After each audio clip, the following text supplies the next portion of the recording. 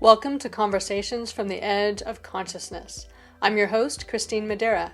For me, and possibly for you, the inner world of consciousness has always been much more real and way more fun than the so-called real material world. Growing up, I thought I was alone in this, but I'm not. There are a lot of us, and far too many have no one to talk to who shares this experience. I've been lucky to cultivate a community of friends who love to talk about the energies, ideas, and vibrations that are pushing the edges of our own consciousness, as well as our collective consciousness. In Conversations from the Edge, we share our conversations with you. Hello, this is Kristine Madeira, and I am the host of Conversations from the Edge. I am really excited to be having a conversation with Michė Meizner today because we've been chatting up a storm both on and off our conversation recording. So Michė, why don't you introduce yourself again, and then we're going to jump into something that's pretty interesting. Yeah, great. Thanks, Kristine. So I am Michė Meizner from the Spoonbenders Cafe on Facebook, and I do teach spoon bending, and I've developed a transformational process called cosmic attunement.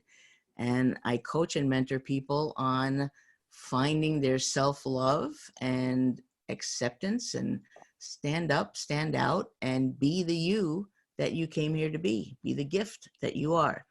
And so that's my focus. And it's like everyday things and kind of the metaphysical, crazy, wild conversations at the edge sort of things.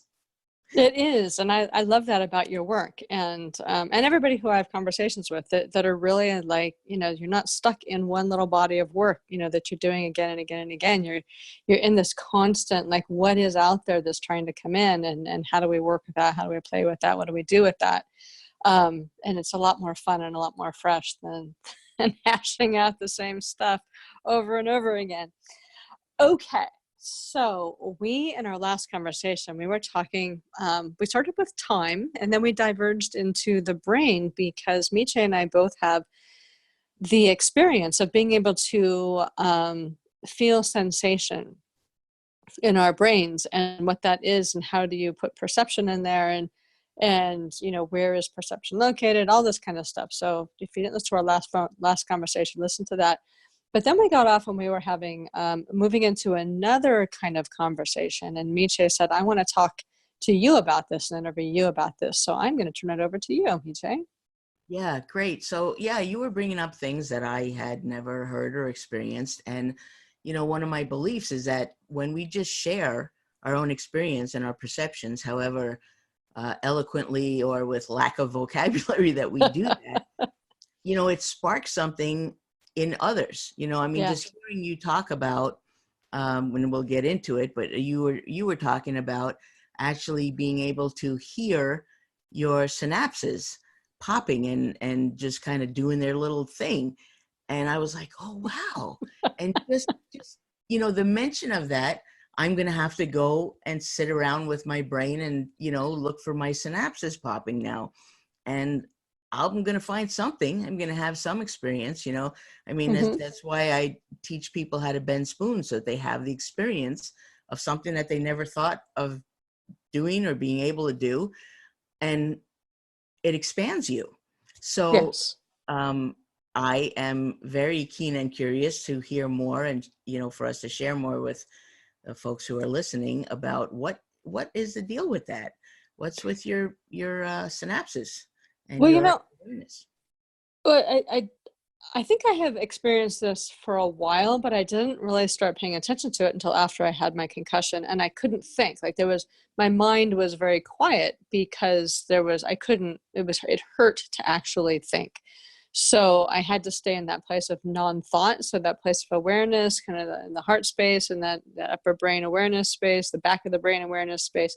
But I couldn't think. So my brain was a lot more quiet than it normally is, which is normally fires with all kinds of stuff all the time. And I was noticing, especially, I was paying attention. I was running a lot of energy, and energy is different than thought. Energy is just sort of, I need to have a conversation about, like, what is energy? Because if it's a new concept to people, it's hard to to explain. So maybe we can get to that a little bit too. But my body likes energy, and I was trying to kind of bring energy into my brain to help heal it and things. And I was starting to notice, like, it was like, it sounded, oh, I'm feeling it now. It almost sounded a little bit like crinkling paper. And sometimes it's just one or two little crinkles, and sometimes it's a lot of little crinkles, and a lot of around the area of the brain stem, the back of the brain, in the sort of the circular area around that. And I was curious about it, and I was interested in it. And I was having a conversation with a friend of mine who is studying the brain. And I said, hey, what is this? Do you have any idea? And she says, oh, she goes, those are your synapses popping. And I'm like, oh, like, that's the thing. And I know they unhook and they hook, but she said, that's so cool, because yours are actually, like, as you're shifting the energy in your brain, the connections that had been tied around particular kinds of energy are releasing. So that it allows them to either create new connections or to be in this place of non-connection, of possibility, which is kind of what possibility is this place of like non-expectation, which is kind of an interesting thought. And so, we were talking about that a little bit, and she said, that's just totally cool. Like, I've never heard of anybody being able to do that.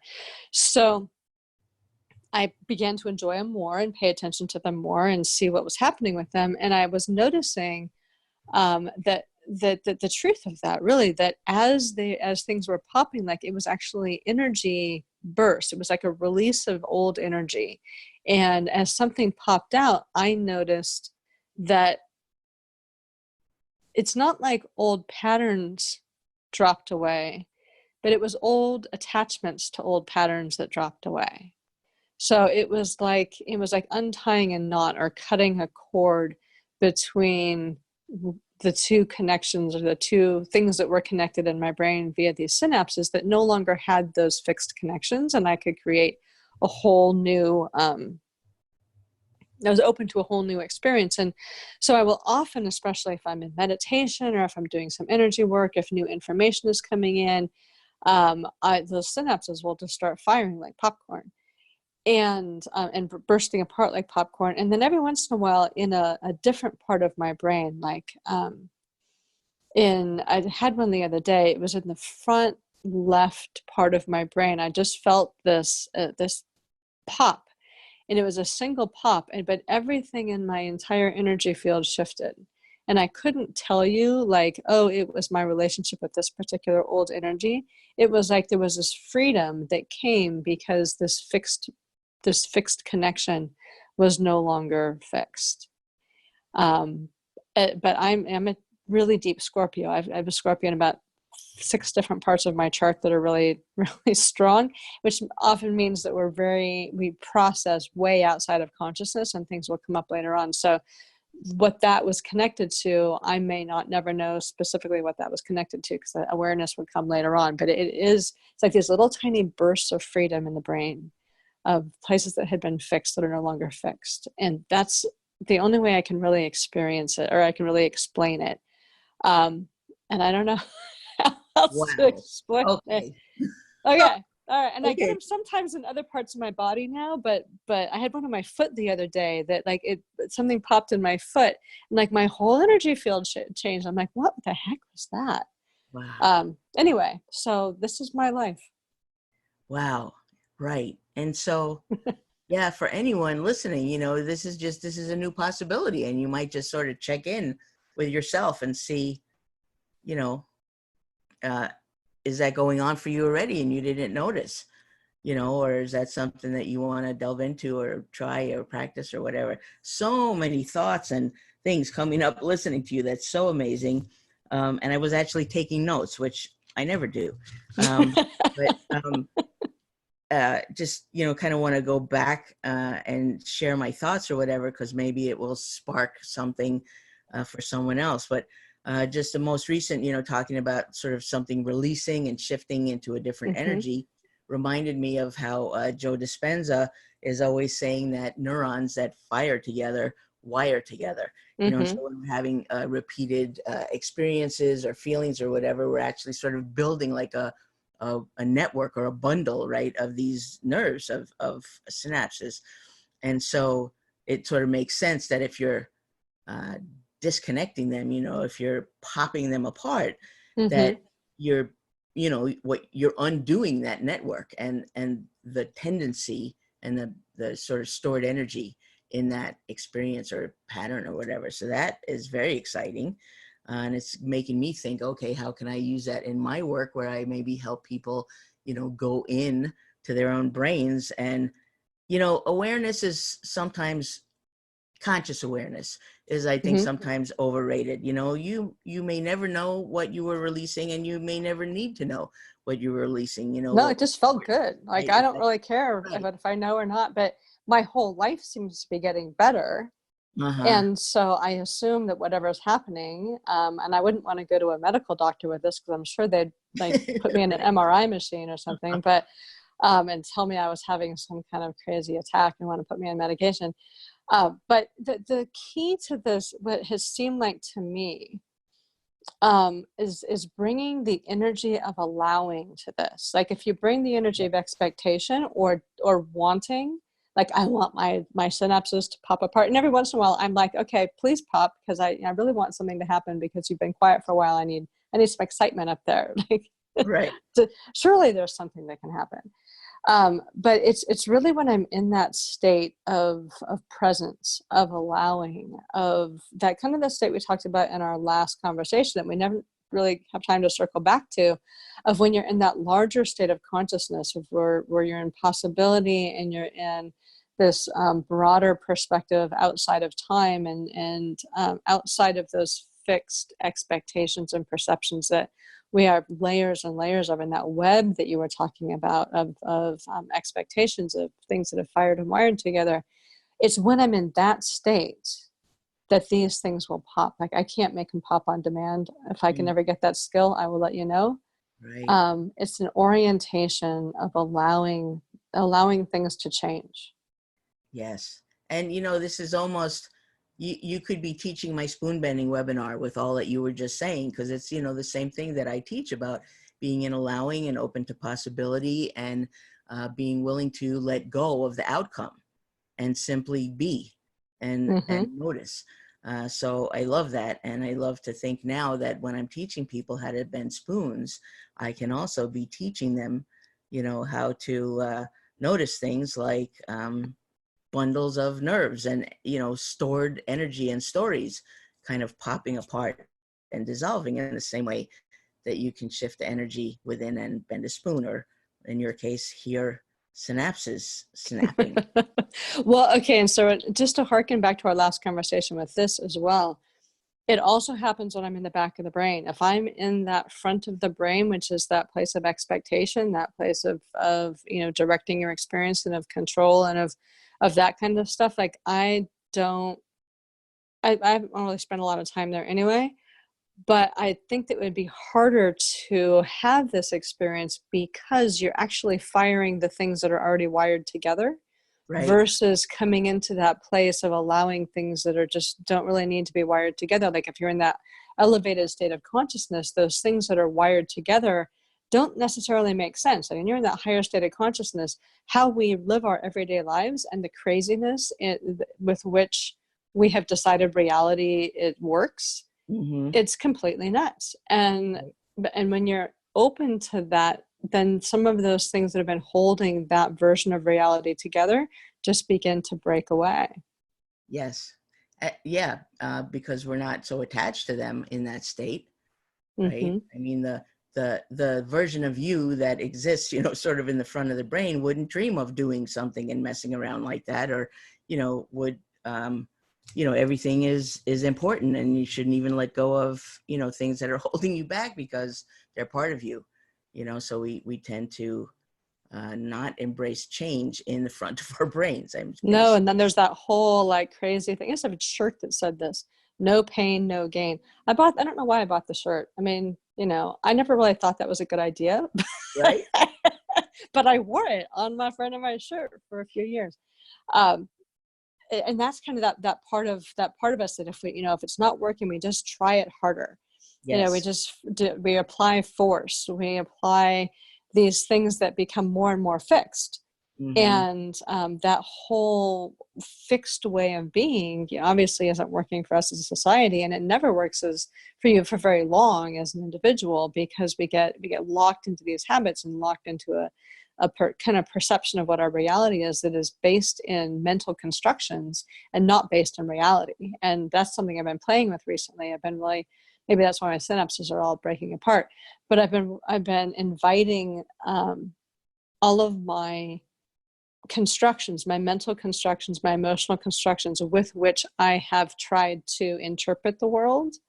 We create these versions of what we think the world should be, Right. for better or for worse, and Mm-hmm. there's often a lot of them going on.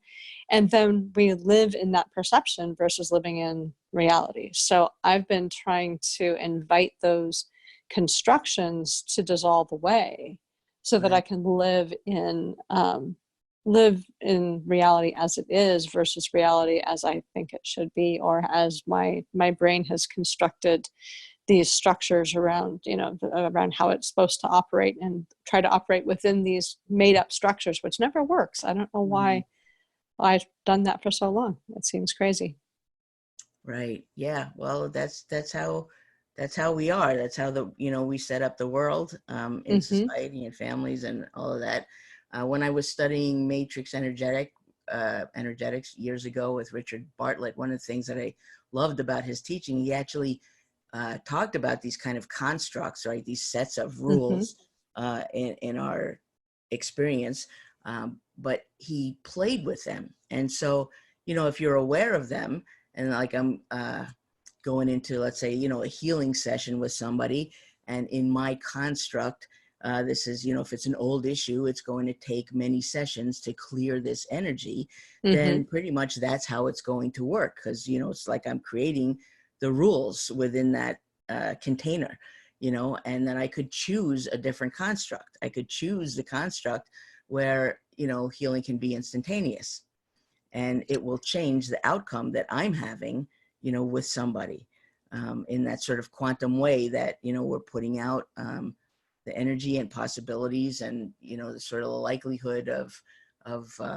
one, what is it, like collapsing the wave of potentials, right? And in different Yeah. constructs, there's different weighted potentials. And so if you're being intentional with it, you can actually use that and kind of use it to your benefit, but still we're looking at it as a tool, as something that isn't real, that we're playing with. So like you're Yeah. saying, stepping outside of trying to be outside of all of that construct, while Yeah. And not making that a construct of its own.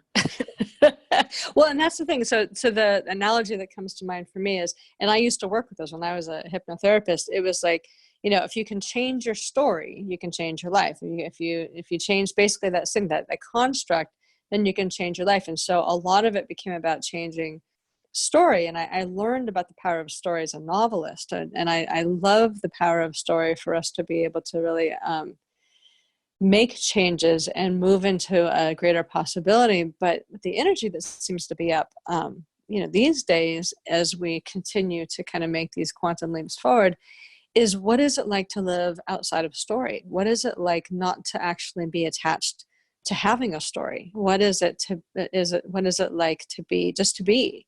Mm-hmm. And this kind of comes back to what we talked about in our last conversation, where you had that experience of expanding your perception of the present moment that included the past, that became this place of continuity of things, where the story really dropped away, like all the attachments to the parts of the story that you knew you could drop down into and kind of come back into this place of feeling bad and depression, and that you could go to if you reattach to all of those points of story, versus Right. just being in the awareness that, wow, okay, so everything is alive right this moment, and everything's fine, and I don't need to go back into the story that I've had about this. I can just let it be. Yes. And the idea that the story is not like the thing, or the story is not the energy or the experience. It's part of it. No. And Um, the story, it's one thing removed from experience. It's kind of like thought. if you are like these mental constructions and our constructions with thought is when we think about the world and we operate in thought, we are one step removed from what's real, because we're always in this place of thought of trying to make everything okay, of trying to fit everything together, of trying to fit everything into the narrative that we have with the world, of trying to make ourselves feel okay about stuff. Like we're always in like this juggling act Mm, of the story that we're in the moment, and we're engaging with the story versus engaging with reality. right, And so if you can let go of that, um, that qualifier, that artificial story, that thing that we're trying to use to control reality. right. And if you can let go of that, and it's kind of a scary place to kind of, if you let go of like all the places that we try to have control of, to be in this state of reality, whatever that is. Like I don't know what it is, but to be in life as it is, to allow life to be as it is, to accept myself as I am, to accept other people as what's going on, to not attach my version of what of their behavior, to try to make to make them operate under my storyline, or to try to make myself operate via their storyline. What is it like to just allow things to be and to operate in that realm of being versus the when you think about it, like if I think about it, like it seems like an awful lot of internal gymnastics to operate in story. Mm-hmm. Right. And yet, I mean, we operate with story all the time, and Oh it is yeah. our own reality or our belief of what is reality, and it makes me think of the idea that if you're looking at a map of a place, you have to, realize that looking at the map is not the place. It's a Right. representation of, somebody's, that place in terms of time and space, maybe, or in terms of, how far it is from somewhere else or whatever. But it is not the place itself. Um, Yeah, that's right. Having a map of a place is not the same as being in the place. right. And the stories that we experience or put on things, or the critical analytical mind, are like it's that they are all maps of some sort for Hmm. ourselves of how we navigate, how we should respond or behave or fear or not fear, and they're limiting. Yeah, and then there's those hidden emotional roles that we don't even often realize that we're operating under.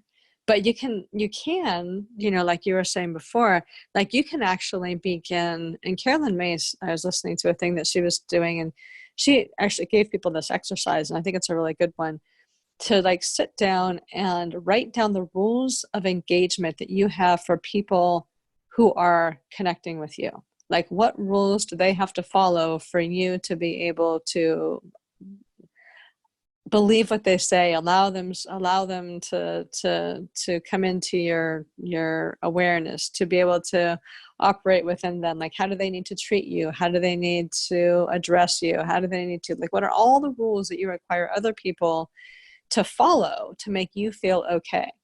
Mm-hmm. And if you start writing down all of those rules, and then the same thing, all of the rules that you feel that you need to follow when you go out into the world for you to feel okay about being out into the world, if you start writing some of those rules down, and the rules of your relationships, the rules of your relationship with your significant other, with your kids, with your dog, with your parents, with your family, with your boss, all these things, all of these unspoken rules that you operate under, you can begin to see how cumbersome um, that that kind of existence is when we live in the construct versus letting go of the construct and just living in the moment and allowing the consciousness of the moment to direct and guide us what to do, instead of having to have this mental um, these mental constructions and structures to interact with, because then my structure is interacting with your structure and they may not like each other for no good reason. Right. Oy vey, you're making my synapses. I know, huh? Right. But And then when we talk about it though, it feels so heavy and it feels so cumbersome. And it feels so like, oh my gosh, like how can I possibly live there when it feels so much more free to like let my synapses all break apart and just let things be? yeah, right? And I'm thinking how much energy is being expended Yes. to hold that up, and we just take it as, this is normal. This is how it goes. Um, and I wonder what it would feel like, to be able to sort of liberate myself and my attention and my energy from a lot of that. Well, you did that exactly. That was what that Right. experience was in Yeah. our In last that phone moment. Yeah. conversation, when you are fully That's in the it. present moment Yes. and none of your energy is operating in those past stories. Like, that's how you have all that energy. Like, that's how everything is really available to you. But when we're in all the past stuff, and all the stories is all about the past, and there's nothing in the present about story. But when we have all of that past energy, like you were saying, you could have gone into the past and had all of that, biochemical attachment to the past, which is what it is. We've got these hormones, these peptides, and I can't walk us through it like in this state of mind, but there's science there. Candace Pert, just look her up, about how when we are locked in the past, we have all of these biochemical connections that hold us in these past patterns and these past emotions, and they stay there until we have these experiences of presence, or your synapses pop apart, or whatever it happens to be that releases that biochemical attachment to the past and allows you to be in the present. And then, like you had in our last conversation, you were very aware of that choice. I Yeah. can stay here where everything is great, or I can go into the past, which is always more familiar. And it's not as comfortable in the sense that, there was a lot of internal just depression and anxiety and that kind of stuff. But if you're not comfortable, or you're not used to having moments of presence, going Hmm. into the past and coming back into the story, where those emotions may not be comfortable, but they're familiar. And Yes. so they're very compelling to fall back into, because it feels like you.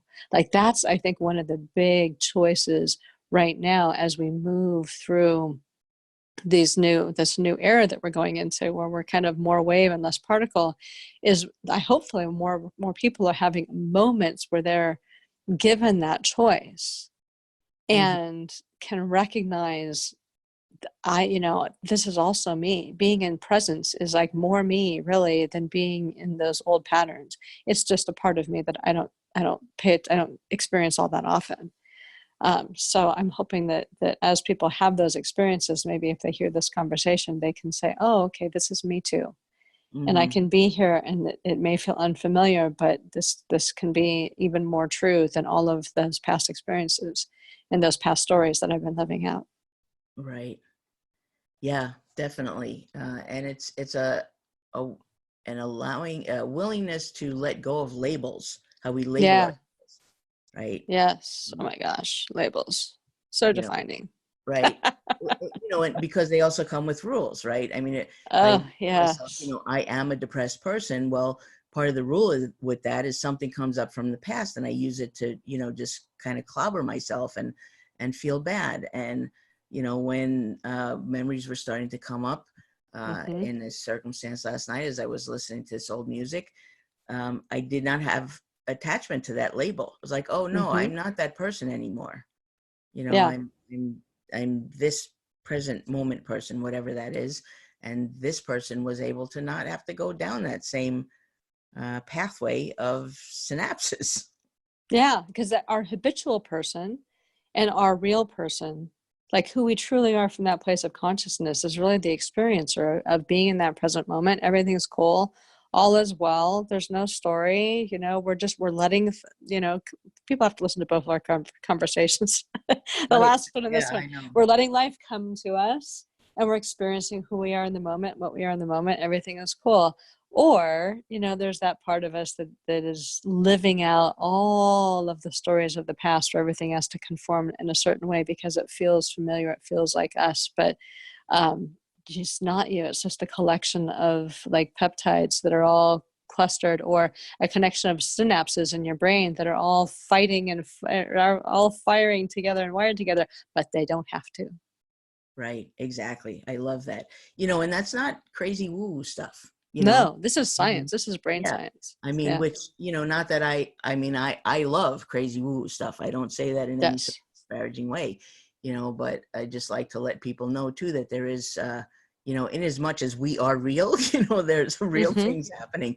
You mentioned Candace Pert, and yeah, I would also recommend people to, check out what she had been doing, what she discovered. And one of the things I remember from reading about her work was the idea that there are these peptides that when we have emotions, there is a chemical thing going on in our bodies, and that if we keep experiencing the same emotion over and over, we actually are changing the receptors in our cells for the particular, peptides of whichever emotion. So if you're someone who's angry a lot of the time, the receptors that are going to be most prominent and prevalent in our cells are going to be the ones that like want or lock with the peptides that are of that emotion.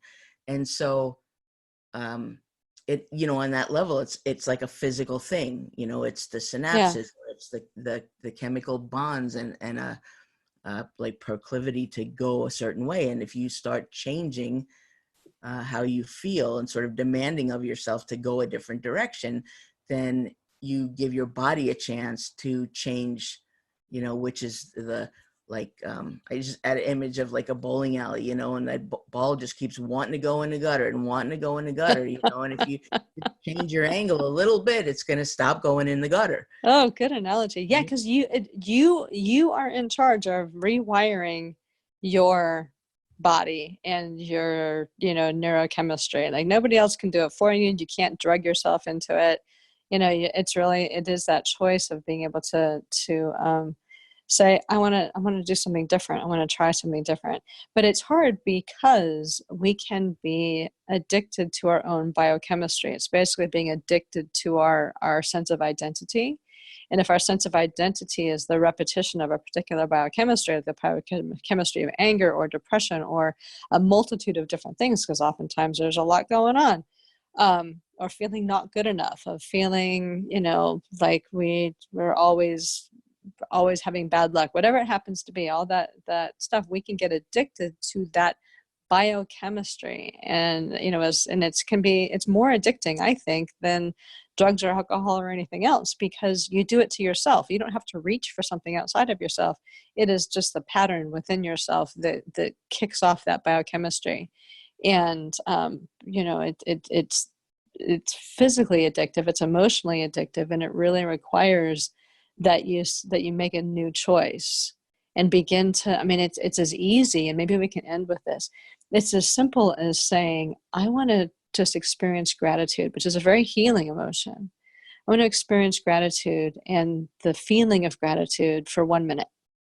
So you sit and you set your timer and you imagine what you're grateful for 1 minute, and you feel the biochemistry of that and notice how good that feels, and slowly begin to use those good feeling biochemistries, or that place of presence, whatever it is for a person, to begin to retrain what it feels like to be you. Like give yourself a larger experience of what's possible, and slowly begin to change the addiction from what your past has been and your synapses are and all of this, and let them begin firing in a new way. Right. Yeah. I guess, there's one point also that I would like to kind of, put in here before we close, and it's the idea. And again, we talked about it in the last episode. I know, we gotta just put them together, but I won't. Right. Okay. Yes. That our consciousness, our awareness, kind of like our body knows what it's doing. Yes. And our awareness can know what it's doing. And so, you don't have to know what the mechanism is that is, causing your synapses to pop and for you to hear it, but, there's a level where, now that that that's something that you've been able to do, we could say to our own selves, like, okay, I want to hear this, like, hear this now. And that we get in our own way, keep telling ourselves, well, I don't know how to hear it, or what would that be? Or I don't believe that it's true, or, any of those things. And those are ways that we stop our potential, the potential of just being able to sort of command something for ourselves. Mm-hmm. and let our greater knowing and our greater awareness make it happen. Yeah, I mean, I am absolutely convinced, and I've noticed it in myself, and I've seen it in other people.